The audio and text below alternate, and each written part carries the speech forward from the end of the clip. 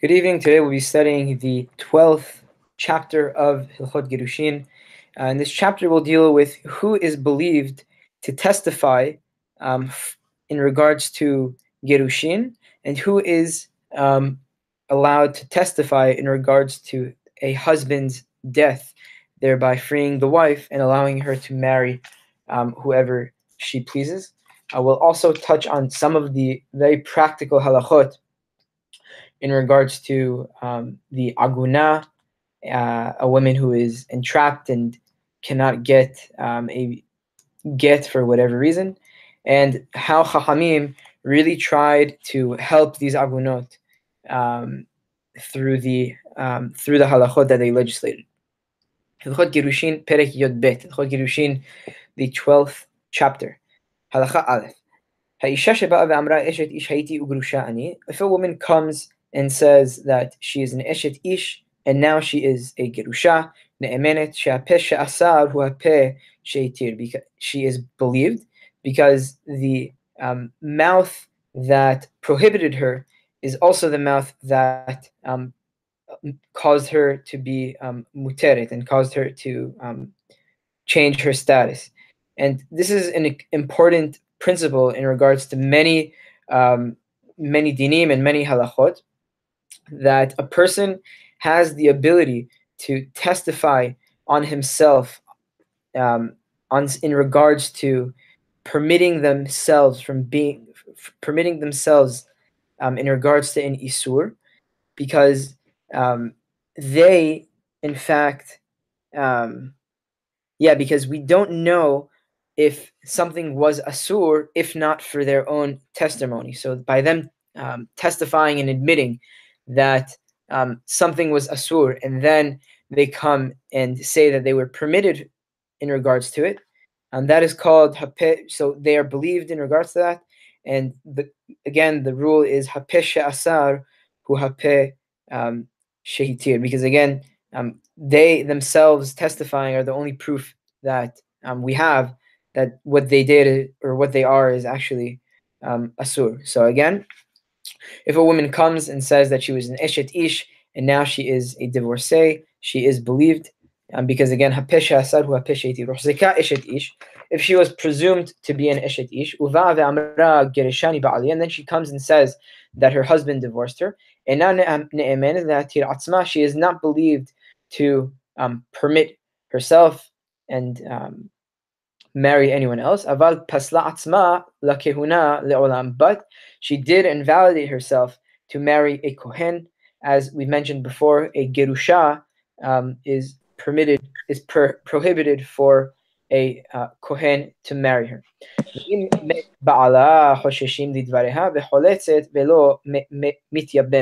And if her husband died, we suspect for what she said that her husband did in fact divorce her, and we do halitza with her, but we don't do yibum with her.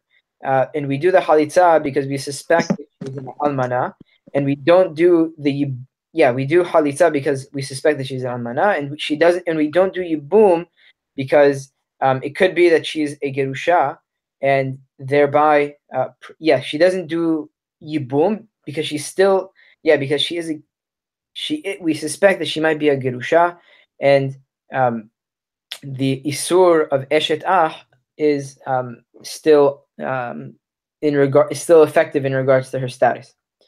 Halakha bet. Hayula shene edim shehi gerusha. If there were two witnesses that testify and say that she is divorced, even if there is no get that is procured, she may in fact marry someone from the outset. הוציאה גט מתחת ידה ואמרה גרשני בעלי בזה, הרי זו נאמנת ותינשא בו אף על פי שאינו מקוים כמו שבארנו. If the woman procures the get and says that my husband divorced me with this document, she is believed, and she may marry with this get, even though the bedin doesn't verify the signatures of the witnesses on the get, as we mentioned earlier in Perek Zayin. Baha Baal ve'ir'er. If the husband comes and protests Im amar lo netativ la ela nafal mimeni umatz'a oto eno ne'eman. If the husband says that I did not give her this get, rather it fell and she found it, eno ne'eman she'are hoda shekatva la v'hare hi yotze mitachat yadah.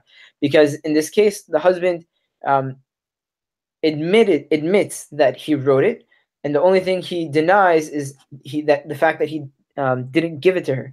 Therefore, she is allowed. She is in fact divorced with this type of get, and we don't pay attention to the husband's um, protest. אבל אם אמר הבעל על תנאי היה, פיקדון היה, מעולם לא כתבתיו ומזויף הוא, but if the husband says that the get was on a condition, or it was a collateral and I only gave it to her to hold, or I never actually wrote it and it is a fraudulent get, יתקיים בחותמיו או בעדי מסירה, כמו שבארנו, the get is verified with the witnesses.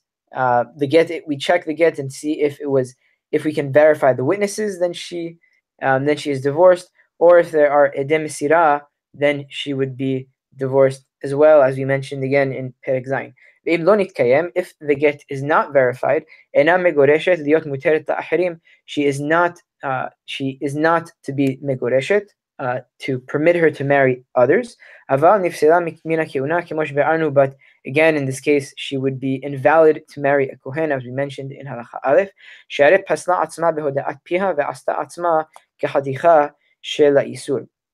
Because she herself invalidated herself with her own admission and made herself like a haticha of isur, like a piece of isur, that because she herself admitted because her own admission causes her that causes her to be invalid to a kohen. I mean, again, as we mentioned, someone is believed to testify negatively against themselves. Halakha Gimel. Ba'ahi uva'ala. If her and her husband come to the bedin, he omeret yereshani ve'avad giti, vehu amar lo gerashtich. If she says that my husband divorced me and the get was lost, but he says that he never divorced her, even though she is presumed to be his husband, she is believed. And the reason for this is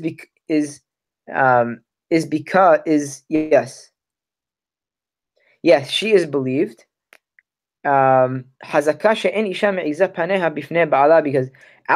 the court's presumption is that a woman wouldn't act so brazenly and lie and say that her husband did not divorce her when indeed he has. And in this case, the woman would take the ikar of the ketuvah, not the tosefet, until she brings a more formal proof that he actually divorced her. Halakha Daled. Amar haba'al gerashti et ishti. Eno ne'eman v'choshishin lidvarav v'tiyeh safek megoreshet. If the husband comes and says, I divorced my wife, he is not to be believed, but we suspect he is not ne'eman to fully divorce the woman, but we do suspect and believe him to an extent, and the woman is safek megoreshet. V'afilu hoda lo shegeresha, even if she admits that she was divorced, eno ne'eman shema yitkaven lekalkel otah, he is not believed, because we suspect that the husband wants to ruin her status. O beget batel geresha v'hi ena yoda, or we suspect that the get was given to her was an invalid get, v'hi ena yodat, and she doesn't know that it is in fact invalid. O shema ta'is paneha, or we suspect that she might lie, because she might lie, and she might lie because she in fact believes what he's saying, that he and she won't necessarily protest what he says. And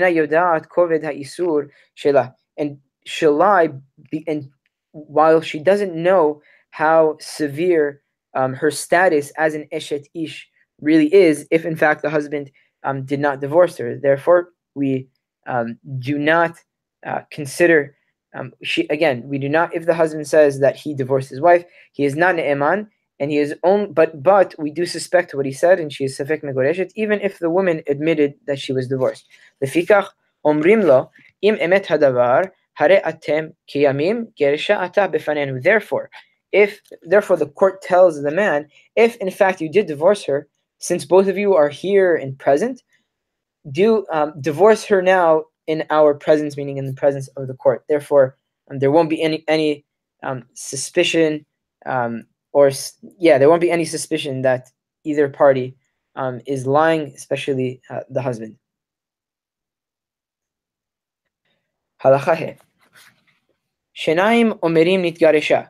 If there are two individuals that say that she was divorced, ושניים מכחישים אותן ואומרים לא נתגרשה, and two others contradict what the first set of edim say, and say that she was not divorced, אפילו הבעל עומד והיא אומרת לא גירשתני, הרי זו בחזקת אשת איש גמורה כשהייתה.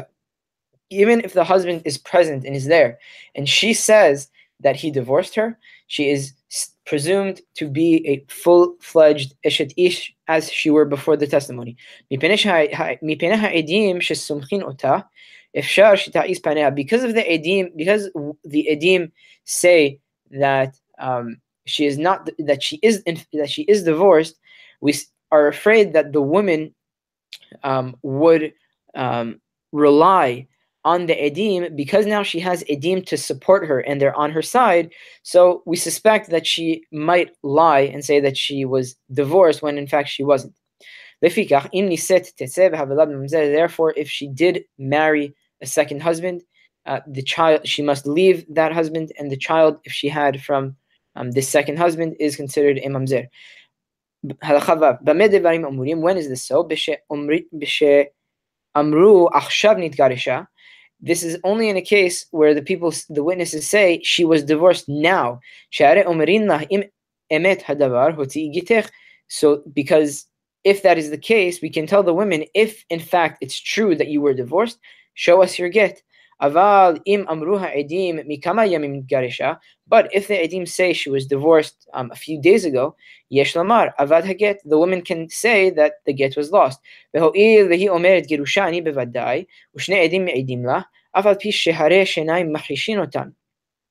Therefore, because of the fact that she says that she is a full-fledged eshet ish, she is fully a gerusha, and two edim testify on her behalf, even though there are two edim that contradict her, if she marries one of the edim, she does not need to leave him, because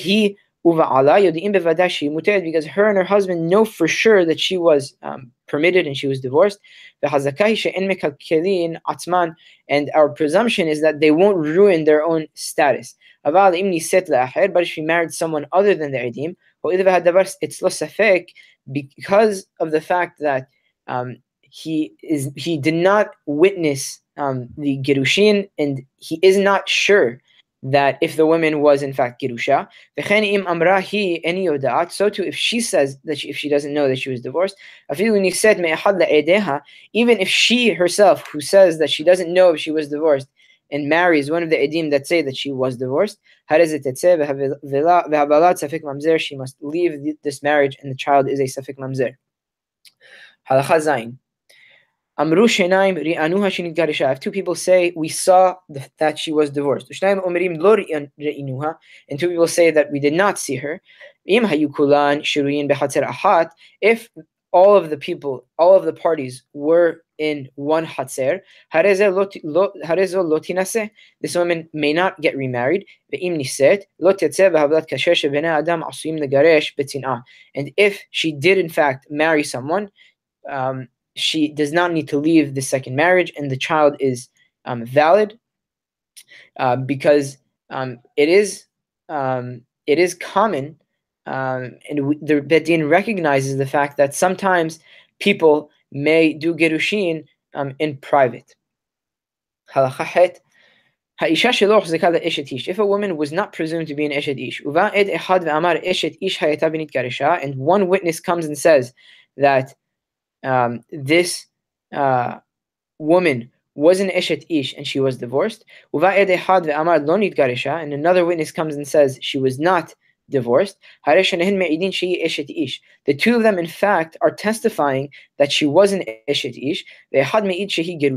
And only one of them testifies that she's a Gerusha. And one witness doesn't carry the same weight as two. And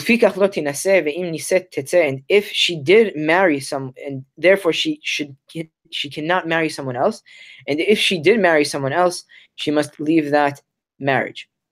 הלכה ט' אישה ושני אנשים שבאו ממדינה אחרת, זה אומר זו אשתי וזה עבדי, וזה אומר זו אשתי וזה עבדי, והאישה אומרת שניהם עבדי, הרי זו מותרת לכל. If a woman and two men come from another city, one of the men says that this is my wife and this is my servant, and the other man says that no, this is my wife and the other guy is my servant, and the woman says that both of them are my servants. She can marry anyone she wants, and their testimonies cancel each other's out. And despite the fact that both of them say that she is an Eshet Ish, similar to the halacha before, because each one of the men has his own interest in mind and testifies because of that, they are not to be believed. Because again, they both testify for their own interest, for their own self. And in the case previously, the witnesses don't testify that she was married to any of them.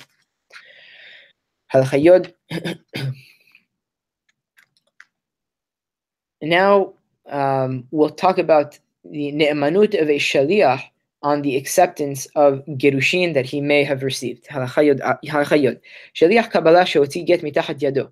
If a Shaliach Kabbalah, as we mentioned before, Shaliach Kabbalah is an agent that is appointed by the woman to receive the get. So if the Shaliach Kabbalah procures the get from, he procures the get,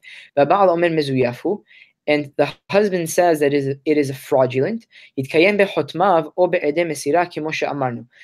the signatures on the get is verified, or we verify with the Edem Mesirah. The Edem Mesirah again are the agents are the witnesses who witnessed the delivery, and that way we see and verify that the get is valid, as we mentioned again in Perek Gimel. Amar Habad Pikadon etativu. If the husband says, I only put it in his custody and left it for him to keep, v'shaliach omer legerushin netanoli hashaliach ne'eman, and the agent says that no, he didn't give it to me simply for me to keep. Rather, he actually gave it to me as gerushin, and for me to give it to and for me to accept it on behalf of the woman. The shaliach is believed. So too, if the get was procured by the women, and she says that the shaliach was the one who gave it to me, and the shaliach says that yes, she is correct, and it was given to me for Gerushin. But the husband says that I only gave it to him to keep. The shaliach is believed, and the woman is megoreshet. Avad haget. If the get was lost, even if the husband says that I did give it as Gerushin to the shaliach, and if the shaliach also says that I gave it to her, the woman is safek megoreshet, eshet ish, because she is presumed to be an eshet ish. And there is only one witness, not including the husband. And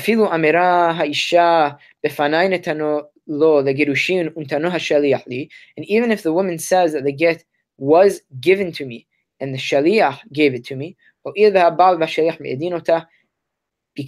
since the husband and the shaliach are testifying for her and for her benefit, it is possible that she may lie, and we suspect that she was never in fact megoreshet.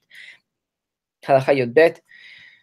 Shaliach Kabbalah shekibel get leisha, a Shaliach Kabbalah who received a get for a woman, v'shileho lah beyad shen edim, and the husband sent it to her in the hands of two edim, ve'agia get leyadah untalatu, and the get, and she received the get and she took it. And the get is procured by her. Vehi ena yodat im ba'alah shelaho lah or sheliach kabbalah shelah or sheluho sheleva'alah harezu megoreshet kemo shebe'anu. And she herself doesn't know if the husband sent it directly to her or sent it to a sheliach kabbalah, to her sheliach kabbalah, or he sent it to his own shaliach. She is megoreshet, as again we mentioned in Perek Zayin. If the husband comes and protests and says that he never wrote the get or the get is invalid, the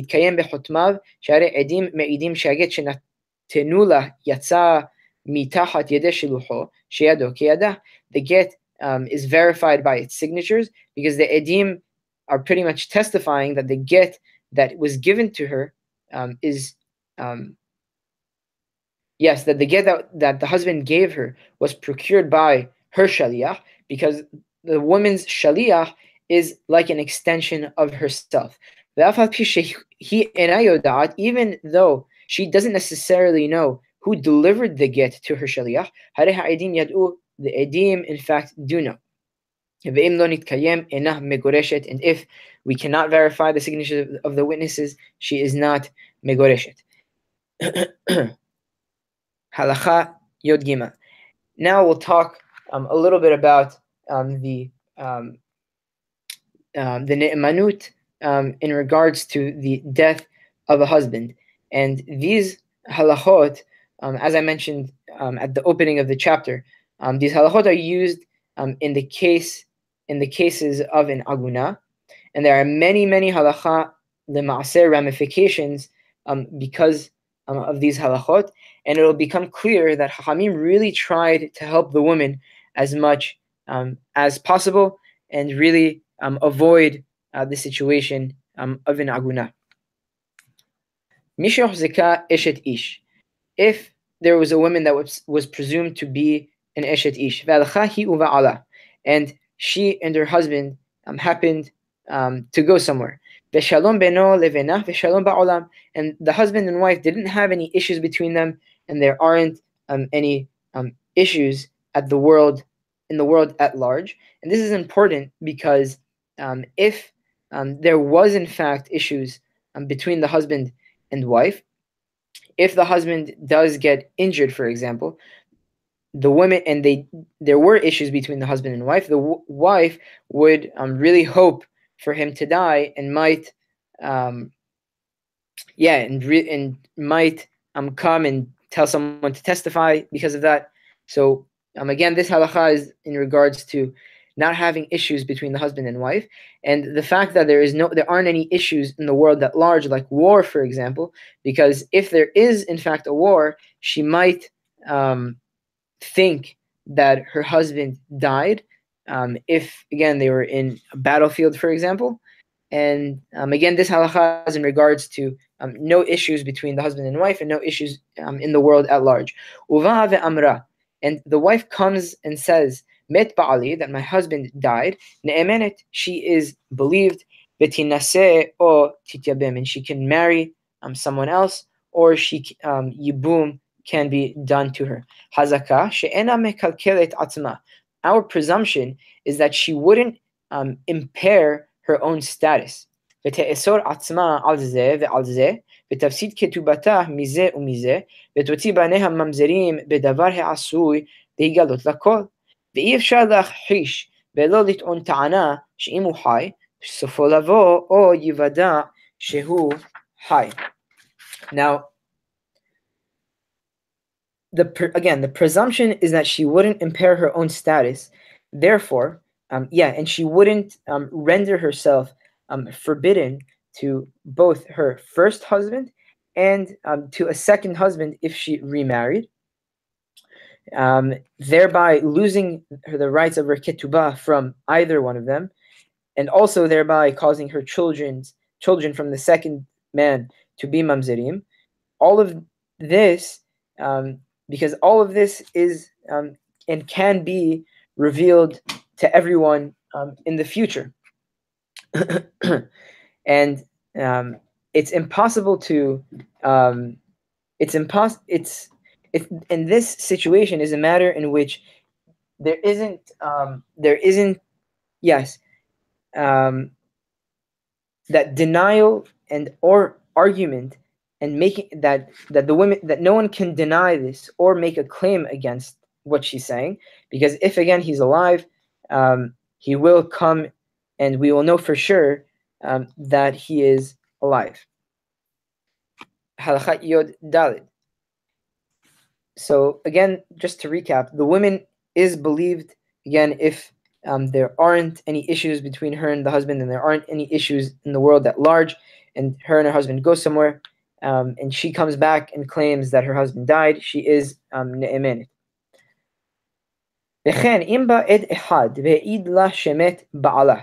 Also, if one witness came and testified that her husband died,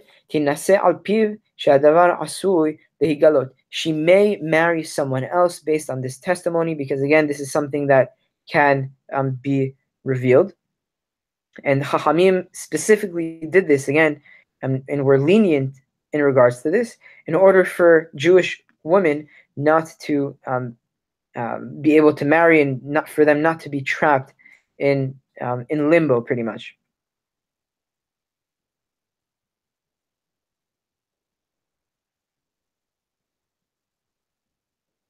Afilu Eved o Isha o Shivha ועד מפי עד, מפי עבד, מפי שפחה, מפי קירובים. Also, if a servant, if this one witness is a servant or a woman or a female servant, all of which we would never typically consider their testimony, or if it was an ed mipi ed, the witness who heard it from someone who heard it from a witness, or if he heard it from, or if someone heard it from a servant, or from a female servant, or even from a relative, all of these individuals are believed to say that so and so died. And again, the women can marry someone else, or yibum can be done to her based on their testimony. Halakha Tetvav. And everyone is permitted to testify for this woman, aside from the 5 women that we presume that dislike each other pretty strongly, because they would have a certain interest in the husband into the husband dying, that neither of them can testify for one another that the husband died, because they may intend to prohibit her on her new husband while the old husband is in fact alive. And they are the following, the 5 women again that are who's the only 5 people that we don't accept their testimony are the following: Hamota uvat Hamota v'tzarata vivimtah uvat ba'ala. The mother-in-law, the mother-in-law, the mother-in-law's daughter, her co-wife, her sister-in-law, and her husband's daughter. Halakha Tetzayin, and this is extremely, extremely interesting. And again, another way Chachamim tried to be lenient in regards to a woman that is in this situation. Afilu goy ha-mesiach lefi tumo ne'eman, even a non-Jew who speaks casually, not in the context of testimony, ne'eman is believed. Umasi'in al piv, and a woman may marry based on his testimony, kimo she'itba'er, as we'll see Be'ezrat Hashem in Halakha Yod Gimel. But if what he said was in the context of testimony, he is not to be believed. And this is one of the only places in halacha that we believe a goy. Another case in which we believe a goy is in regards to Hilchot Ta'aravot, that a goy can taste a mixture that became forbidden, for example, basar behalav. And but in that case, I don't think that the goy needs to be mesiach lefi tumo.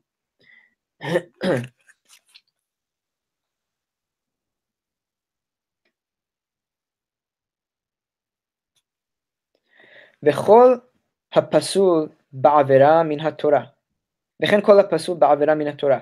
And so too, in regards to someone who violated something מהתורה, thereby rendering him invalid to testify, typically. אם בא להעיד לאישה שמת בעלה, אינו נאמן. ואם היה מסיח לפי תומו נאמן. If he came to testify about a woman that her husband died, he is not believed. But if he was speaking casually, not in the context of edut, he is believed. And זה פחות מן הגוי, because his status is not less than a non-Jew. Avat pasul midivrehem ne'eman le'edut isha, but someone who violates something midrabanan is believed to testify for a woman that her husband died. Halacha Yod Zayin. Ba'ed Ehad v'ha'id shemet ba'ala. Now we'll talk about if there are contradictions between sets of edim, or even one edim against another ed. Ba'ed Ehad v'ha'id shemet ba'ala. If one witness comes and testifies that her husband died, v'tiru halein naseh al piv, and we permitted her to marry based on his testimony. V'achar kach ba acher v'yechish et harishon ve'amar lo met, hareza lo tetzeh mehetera v'tinaseh. And someone else comes and contradicts the first persons and says that no, he did not die. She does not need, her status is not changed, her status is not changed for the worse, and she may marry based on the first witness. Because one witness has, one witness in regards to a woman's marital status is considered as two witnesses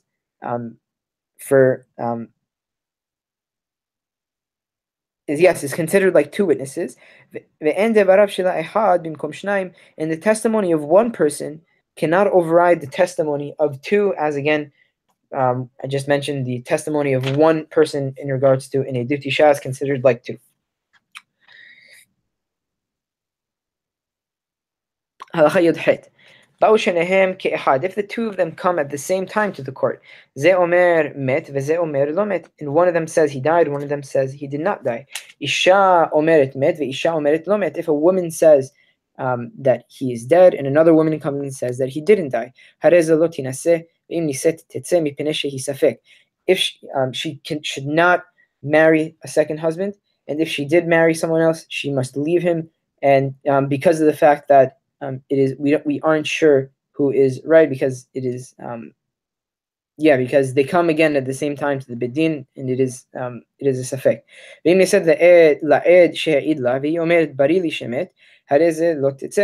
If she married the witness who testified on her behalf, who said that the husband died, she says that it is clear to me that he died. That the first husband died. She does not need to leave him.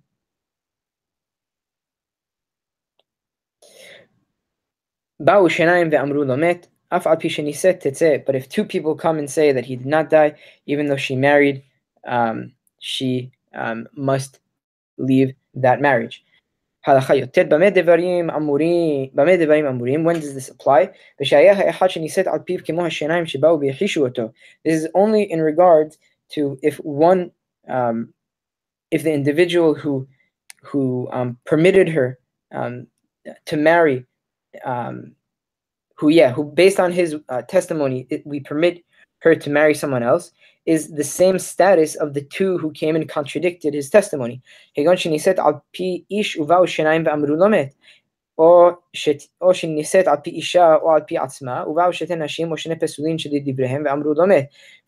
if one man comes and says that he died, and two men come and say that he didn't die, or if a woman says that he died, or if she herself says that he died, and two women or two people that are pasum midrabanan come and say that he didn't die. But if one valid witness a full-fledged valid witness comes and says that he died, and many women or people who are invalid to testify come and say that he did not die, they are evenly balanced. And if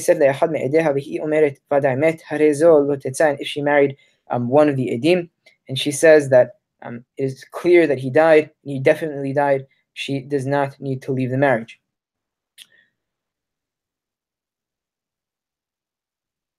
Isha omeret met, if a woman says that he died, or he she'amra met ba'ali, or she herself who says that my husband died, and then one valid witness comes and says that he did not die, she cannot marry someone else, and if she did marry someone else, she must leave that marriage. Halacha kaf. Isha omeret lo met, if a woman comes and says that he didn't die, ushte nashim omrot met, and two women say that he died, harezo lo tinaseh, this woman cannot marry someone else. V'chen im amru eser nashim lo met, ve'ahat esre omrot met, harezo lo tinaseh, and if 10 women come and say that he did not die, but 11 women come and say that he did die, she may marry. She'en omrin shenayim keme'ah ela be'edim kesherim, because we only say the rule of that two people are like 100 witnesses only in regards to valid witnesses. But in regards to invalid witnesses, we go according to the majority, whether to be strict or to be lenient. Shene edim omerin met, halacha kaf aleph.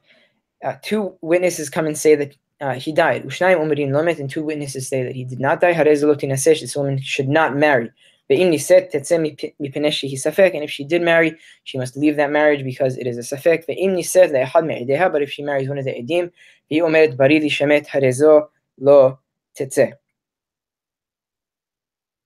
but if she married again one of the edim and she says that it is clear to me that he died, she does not need to leave that marriage. Halacha kaf bet. If someone had two wives, and wife number one comes and says the following: Met ba'ali, that my husband died. She may marry based on her own testimony, as we said in halacha tetvav, I think. V'tzarata asura, and wife number two cannot marry because of wife number one's testimony.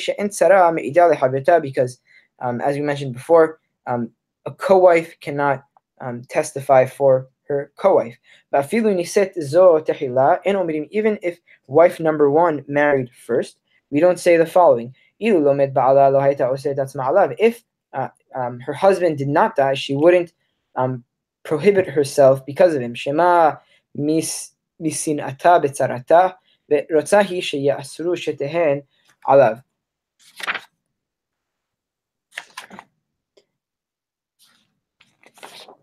Yes, even if wife number one marries first, it cannot be said that were her husband not dead, she would not have made herself forbidden to him, because it's possible that out of hatred of wife number two, she's willing to make both of them forbidden to their husband.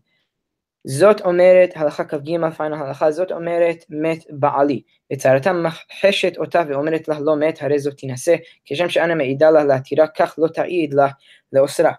If wife number one says, my husband is dead, and wife number two contradicts her and says that he is not dead, wife number one may remarry, because just as number one's testimony cannot marry number two free to remarry, neither can number two's testimony render wife number one forbidden to remarry.